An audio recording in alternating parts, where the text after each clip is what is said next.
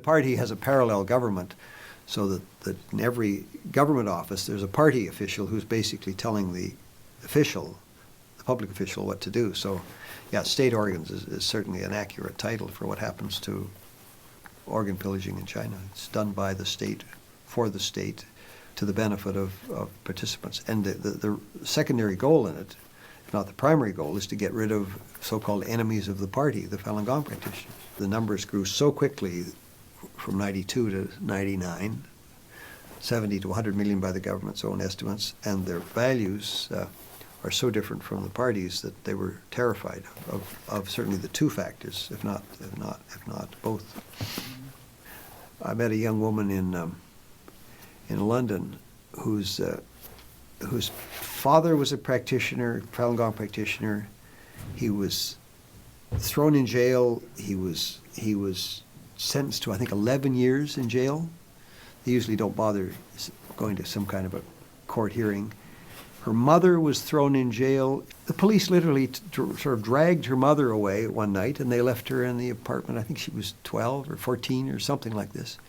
And the father was in jail. I mean, this is for believing in truth, compassion, and forbearance.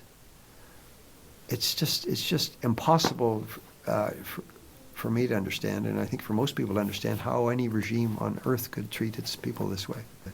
Yeah, that was the case. But there's so many cases like that. I mean, we've talked to dozens and dozens of people like this, and they're all wonderfully sweet, kind people without a vicious bone in their body, and they have nothing but goodwill for people, and yet they're treated this way. It's a bit like the way the Christians were treated by the Roman Empire. The people were believed in helping others and kindness and so on. And these monsters from Rome would come along and say, "We're going to burn you at the stake," Nero, for example. And they would light Christians, they would light them with fire. And well, the parallels are rather striking, similar. And as we say at the end of this book, if you recall, we say that the values of Falun Gong, truth, compassion, and forbearance, are really the values of most of the Chinese people. And that's probably why this vicious, contemptible group in the party are so unhappy and worried about them.